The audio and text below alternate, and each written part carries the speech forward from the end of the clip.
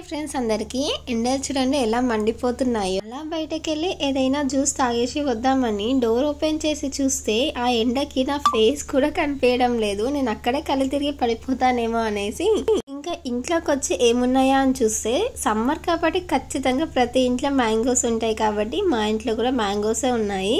ఇంకా మ్యాంగోతో ఏదో ఒక మిల్క్ షేక్ జ్యూసో చేసుకుందామని చేస్తున్నాను. ఇప్పుడు మనమైతే మ్యాంగోస్ ని కట్ చేసుకొని తింటున్నాం, కానీ చిన్నప్పుడు అయితే డైరెక్ట్ అలా తింటుంటే ఆ కిక్కే వేరుంటుంది కదా.